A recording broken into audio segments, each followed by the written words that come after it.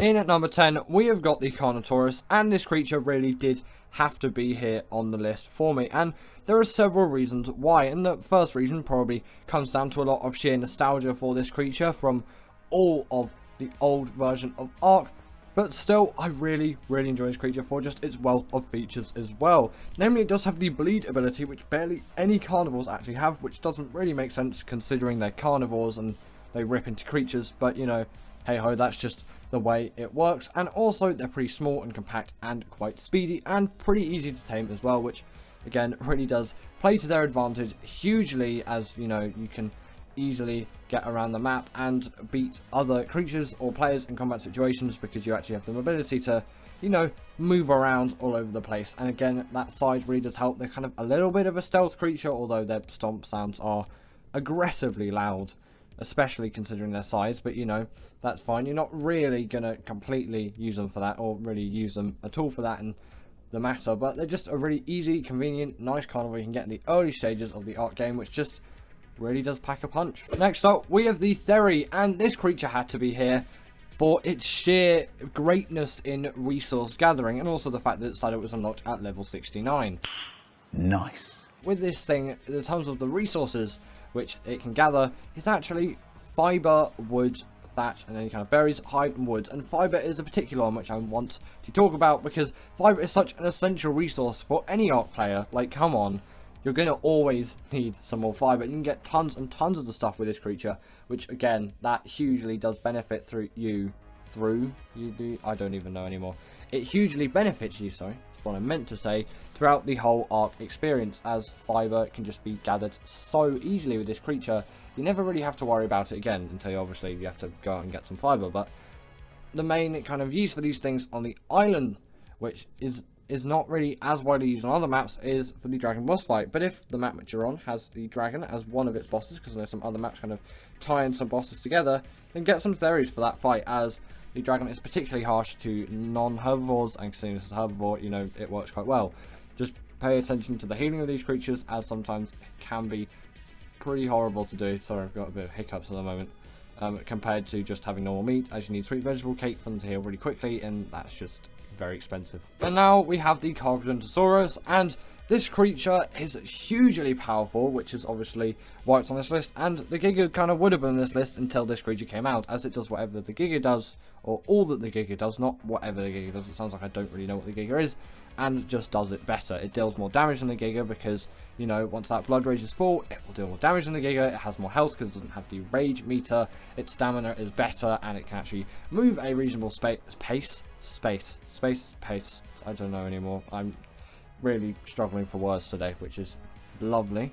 But either way, yeah, their pace is pretty quick, especially for a creature of this size. And obviously, if you want to be stupid, you can crank all your levels into stamina if you want. But I wouldn't really recommend doing that, but I guess these things can really run for ages if you do that. Maybe just get a stamina mutation if you're actually looking into all of that. And yeah, these creatures are just, although not the easiest to tame, as there is a little bit of faff involved with the tame methods, they are pretty easy to tame, and once you've got them, they're really extremely powerful creatures, which essentially are just the Giga, but in every way that the Giga's bad, it's better. And they also deal the bleed ability, which is another huge bonus. In at number 7, we have the Baryonyx, and I don't really know where I would be in Ark without this creature here. Like, when you look at this creature, you really see true, like, usefulness in it, I guess you could say, because, you know, it's Baryonyx, it's a really great caving creature. You can really see this creature for what it is, and it's just such a useful one for all kinds of caving on the island. Again, I wouldn't really know where I would be without this creature. Obviously, it can't fit into the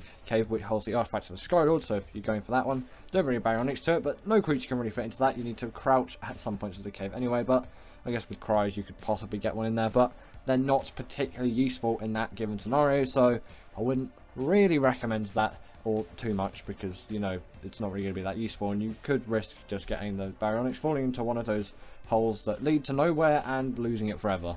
And it's also really great in the underwater caves as well, because of that spin ability, which can stun creatures up to the size of a Megalodon.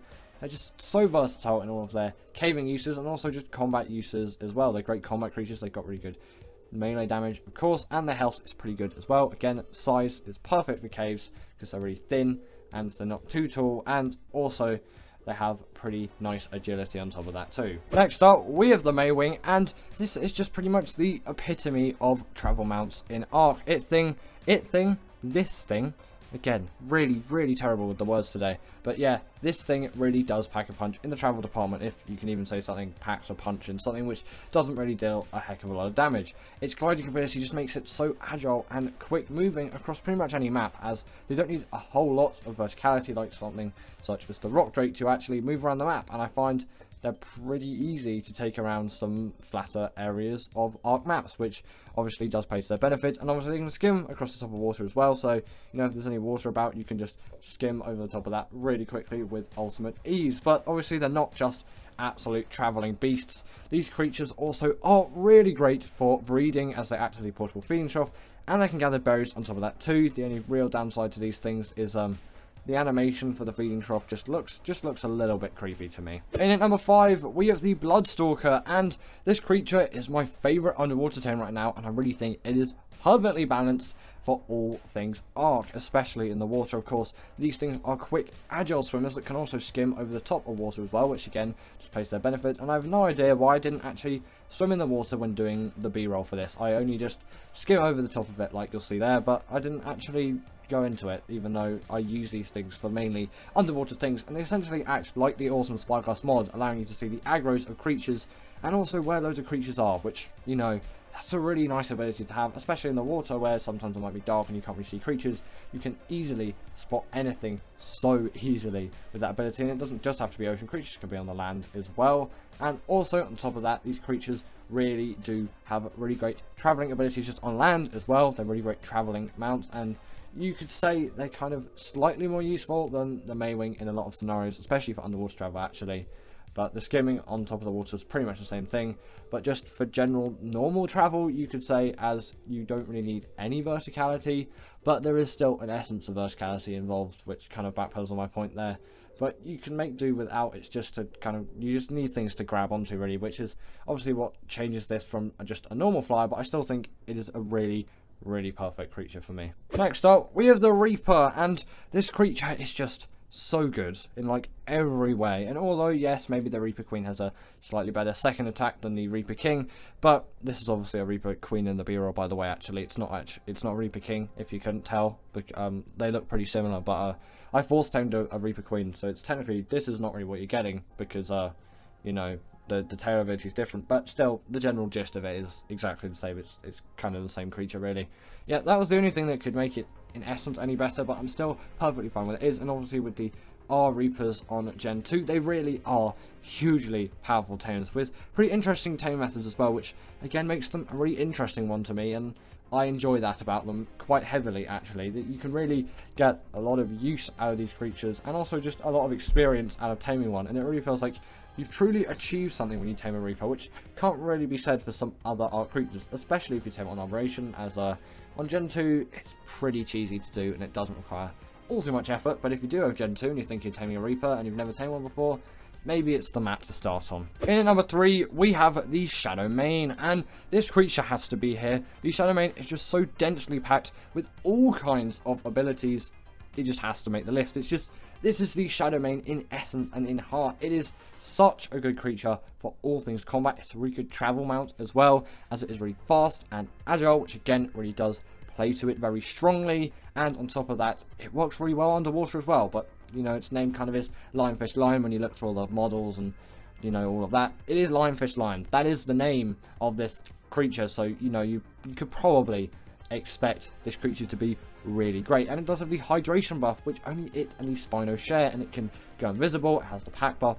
It's also a really great boss creature, if I haven't mentioned that already. I don't think I have. And as you can see there, really great in the water. Its only real downside is its tame method, because that thing is an absolute pain, and I wouldn't wish it on even my worst enemies. In at number 2, we have got the Desmodus, and this creature just reeks pure quality. When you think of it, it just has such a high wealth of abilities, and with that Sanguine Elixir, you really do have a creature which has pure greatness within it. And you know, that really does play to this creature being like the perfect Ark creature. That Sanguine Elixir is an absolute cheat for tames. It's a blood bag farm, allowing you to obviously farm blood bags. It can grapple onto walls like the Tapajara, it can glide like the Snow Owl, and it can even go invisible in the nighttime as well, which I couldn't show you because I was in the Wastelands biome extinction. Chose the absolute worst biome, and for some reason the animation kind of glitched later for the gliding ability, which is nice, I guess. But yeah, the Desmodus just reached pure quality, and its tame method is exactly the same as the Bloodstalker.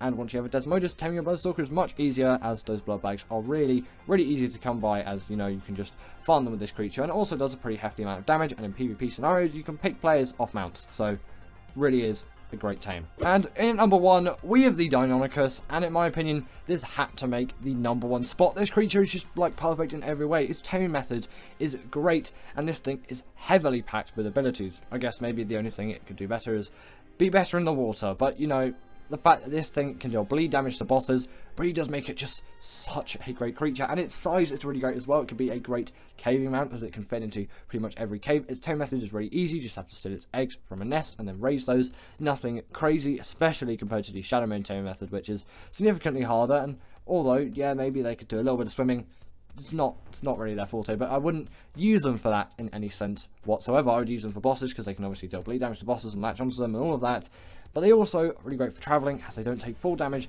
and they can absolutely tread across land so quickly, as obviously I can kind of just parkour around the map. And also they do have the pack buff as well, which makes them even better for combats, just going back to bosses. The fact that these creatures have pack buffs really do make them so much better for all things to do with bosses. Again, just really makes them even better creatures, and you'll see that kind of parkour being used here. As you can say, they kind of just jump across the rocks, and you know, it really does make scaling those taller cliffs not so much of a headache, as you just have to go around them. You can just simply scale them in true fashion. So if you have never already, considering this one in Valguero, which is a free DLC map, tame yourself a Rhyniognatha, you will not regret it. The top 10 most powerful Ark creatures. In at number 10 is the Basilisk, and this creature is definitely very well renowned for its damage dealing abilities. And what would you really expect? This is a massive snake which can deal so much damage to so many creatures, and can really ruin any Ark player's day if used effectively. And the only real downside about this thing is its slightly annoying taming method. Slightly is really an underestimate. Very annoying taming method, where you have to use Rock Drake eggs on Operation, but you can use Magmasaur eggs and Wyvern eggs as well if you want to. Then drop them around it without aggroing it, and then you'll tame yourself one of these things, and that can be an absolute drag, especially if you're using Rock Drakes on Operation for Rock Drake eggs and you haven't got a Rock Drake yet. That can be a complete drag, but I don't know why you would just get Rock Drake eggs for a Basilisk before even getting a Rock Drake. But in terms of their damage, obviously these things have a very powerful bite, but they also have a torpor dealing ability on top of that too. Next up, we have the Rock Drake, and again with the Operation theme.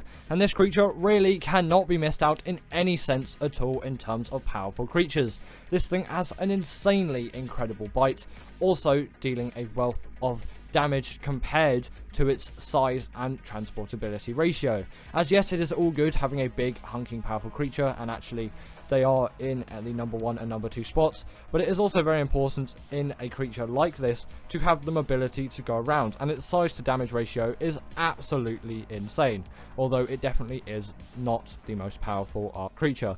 Otherwise this thing would be number 1, but I'm sure you can infer that because this thing is in at number 9. In terms of just its bite though, it deals a lot of damage, but also it does have a great glide ability as well, which no other Ark creature before that really had. And I'm pretty sure it can't do what the Griffin can do and dive onto creatures and deal damage to them, but still its bite, which I keep saying, I feel like a broken record, it just deals so much damage, and it really can't be discounted when it turns in turns of the Rock Drake's abilities. That kind of bite is just what makes this thing so powerful. But what would you expect? That kind of is the main ability that most carnivores have to deal damage. Now, next up, we have the Rex, and this had to be in the list at some point, realistically. This is one of the best boss creatures, partly because it is allowed into boss arenas, but also it is just a very well balanced creature, meaning it has a good health stat and a good damage stat to go along with that too, which some other creatures like the Spino and the Aloe can't really compete with, especially when it comes with health. The Spino does do a little bit more damage than the Rex, but it doesn't have enough health to keep up with it, which is why, in my opinion, the Rex is a more powerful creature. Although this isn't a video about tanks, otherwise creatures like the Stego would be here, but creatures like the Stego pale in comparison compared to the Rex. This creature is just so buff and beefy, and really what would you expect from a carnivore of this size and with a head and teeth that big? You can tell this thing is going to really pack a punch. But low level ones aren't actually the greatest and can be extremely weedy, especially in the stamina and weight department. So if you are taming a Rex, I would definitely say go over level 100 for your first one, as they really aren't very difficult tames, especially on ASA now, as the babies are really easy to find. But unless a really other random circumstance happens, like a Rex gets trapped, or you just find a baby Rex on ASA, which can simply be tamed by press of a button, always try looking for above level 100 Rexes, as that is going to give you the best results, and it is also meaning that if you do breed those Rexes in future or tame more above level 100s, you're going to have a significantly higher chance of defeating those bosses. Now, the Golem again can't be discounted. This creature is literally a living tank. Although we aren't talking about tanks today, and apart from it being a tank, it also packs an absolute punch when it comes into damage. This thing is insane at dealing any kind of damage to any kind of creature, really. No creature can really stand this creature in terms of buffs against it, and I'm pretty sure no creature really does have a buff against it, apart from those which has a buff against all creatures. That was really an irrelevant point there. But either way, the Golem is an insanely powerful creature, and you can just see how quickly it shreds through this Death Worm. And if you have a Rock Golem, then it is really, really easy to tame a Mantis, as those Death Worms are going to be some of the easiest things to kill. Sadly, you can't really take these things into bosses, at least I don't think you can. But still, in the real world Ark map, just around the map, these things are absolutely insane. And especially if you transfer cryopods onto Scorched Earth, or just make cryopods on Scorched Earth, these things can be a really good Wyvern trench destroyer, as they can just kill all the Wyverns in the trench, and then boom, these Wyverns are going to be really, really easy to tame. Next up, we have the Reaper. And this creature, again, is just one of those creatures which has to be on this list for so many reasons. It is a creature of immense power, and it is just absolutely insane how much damage this creature deals, and its taming method is an absolutely amazing one to go on top of that as well. Unless you're on Gen 2, then it is an absolute cheese. But on Operation, it is a real experience to tame yourself a Reaper, and that is something which I really enjoy about this creature. Its taming method, and once it's tamed, there's just such a big journey and sense of progress once tamed one. And also, on top of that, it does deal a hefty amount of damage, although I'm pretty sure it is not allowed into boss arenas.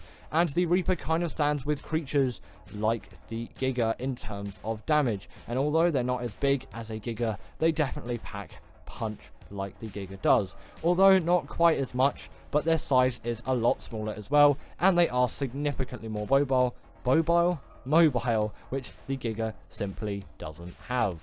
In at number 5 is the Rhyniognatha, and would you really expect any other creature to take this spot on the list, or even be up in the kind of central part of this list? Obviously, this is one of the newer Ark tames, so I can't really put it in at number 1, as we haven't seen its full potential yet, as it hasn't been used for absolute years, but also it hasn't really been nerfed in any kind of way. And the fact that this thing can pick up Rexes and absolutely decimate bases is really something to be said. These creatures deal an insane amount of damage to anything. Like I said, they can absolutely destroy bases and ruin everyone's life apart from the person riding it. And also on ASA, you'll find an abundance of these things, whereas on ASE, these things are extremely rare. And on ASA, I have had several encounters with these things, and with their wealth of abilities, you can easily pretty much demobile another player on a creature, or just anything which you're trying to kill or take for yourself, and then simply dispose of it as you wish, which is not really anything any other Ark creature has, at least to this extent. And it kind of does make sense for its insane power, considering its really long taming method, which requires a hell of a lot of resources if you want 100% effectiveness, although that is not required to get the absolutely insanity out of this creature, and a net gun is going to be extremely helpful in taming it. But obviously in ASA at the moment we don't have access to the net gun, so this thing is actually somewhat even more difficult in ASA, especially because there are more of these things lying around, and when taming one or killing one to get the pheromones, you can really get yourself in a pickle if another one comes around. But also in the early game, if you're flying around on your Pteranodon 2 and one of these things faces you, you're going to have the worst time to say goodbye to that Pteranodon. Whereas with Nagi, it might be able to withstand a little bit if it's a low level, but still, these things are absolutely insanely OP, and the taming method kind of roughly follows the Reapers. Next up, we have the Shadowmane, and the reason why I am saying this creature is more powerful is also because it is a lot more useful in some scenarios out there. This thing has the pack buff, it has the hydration buff, and it can even go invisible too, and the list even goes on further than that, but I can't really remember what other abilities this thing wields. Its main claim to fame obviously being that this thing is allowed in bosses, and like the Baryonyx, it is absolutely insane for that. But in the real world too, this thing can jump to incredible heights, meaning that no Pteranodon is safe in the sky when you have one of these things, and you can just see there how high I actually jumped. It is absolutely insane with the mobility of this creature. Also, it can even charge its damage up over time, and it is really great in the water too. Its only real downside is the fact that its taming method is an absolute slog, and is one of the hardest in the game in my opinion. Speaking of the Deinonychus, in at number 3 is the Deinonychus, and the reason why I think this creature is more powerful than the Shadowmane is pretty much because this thing has all the same buffs as the Shadowmane, but one insane advantage. This thing obviously still has the pack buff. Sadly, it can't go invisible, but its mobility is still extremely high, having no full damage and being able to climb up walls. But the main thing its claim to fame has to be is the fact that this thing can inflict insane amounts of bleed damage. Not sure if the Shadowmane can deal bleed damage. I don't think so, as that creature is allowed into bosses, and this is the only creature which is allowed into bosses which has that bleed damage, and it works on bosses too. And when you have a pack on these things, and then you can just absolutely decimate bosses with these things, it is an absolute cheese for every single boss which you face. And I really can't wait for these things to be in ASA when Valguero comes out, on ASA obviously, but we still have them on ASE to enjoy all of the time. These things are pretty much some of the easiest tames in the game, which is really to their benefit of power as well, especially considering their size. They're pretty much the same size as a raptor, but a raptor cannot face this thing in any sense of damage, health, mobility, any of that. This is essentially just the raptor on absolutely insane steroids, and this creature will not disappoint you in any circumstance. In at number 2 is the Giga, and you can probably tell why these things are now on the list and why this thing is at number 2, and from this you can probably guess what's in number 1 anyway. But in terms of the Giga's abilities, this thing is an absolute hunk when it comes to power. Sadly, when it is tamed, it loses its bleed ability, although it is still a beast of anything damage, and its health is one really to be reckoned with. Killing a wild Giga is significantly harder than killing a tamed one, but still one which is tamed will take an absolutely immense long time to actually kill. Unless you're facing the Alpha King Titan, then it might have an easier job of killing all of your Gigas. But that's why you assemble an absolute army of those things. And there's only one other creature which you could really use for killing those titans, which is obviously the creature which is in at number 1. And the fact that this creature is in ASA already, although not very useful until Extinction comes out, it is insane that we still have this creature around. Obviously, it was first introduced on the island in 2016, and it was an absolute beast then, and it still is an absolute beast now. Its only real downside is its absolutely abysmal abysmal stamina, also very annoying rage meter, and just general inconvenience. And in at number 1 is the Carcharodontosaurus, which for some reason YouTube chapters always thinks it is a Kronosaurus, and I have no idea what a Kronosaurus is. Maybe it is just a Carcharodontosaurus, but made out of cryopods. Who knows at this point? But the reason why I think this is a more powerful creature than the Giga is mainly because it is a faster creature, it has more mobility, and also when its blood rage is full, it will deal more damage than the Giga, so therefore it is just a more powerful creature. And it doesn't have the rage meter as well, so it effectively has more health too, as the Giga is unusable after that rage meter is full, whereas this thing can go all the way down to 1 HP, and then from there, obviously, this thing is going to die. Sadly, once tamed, you'll have to dismount it, which is a little bit of an annoying one, due to its taming method being very, very different from the Gigas, basically allowing you to feed it dead creatures and then ride it around, and then obviously kill loads of creatures to get it up to 100%. So it's a little bit sad that you get dismounted off of it, but it kind of does make sense. This thing is an absolute beast, and you really should give it a go. But also, just before I do the outro of this video, I know the Titans and the Titanosaur could be very good on this list. The Managama is another one as well, and also just so many other creatures which I have missed on this list, and I know sometimes you have some other opinions on these things, so always leave them down in the comments below. And give it up for our patrons, Ekaterina Puchkova and Karina Thorne, Dominic Maciejewski, sorry about that name, and everyone else that's on this list. All the people I've mentioned are paid members, and if you feel like that's something you want a shout out at the end of the video, go join the Patreon or become a paid YouTube member.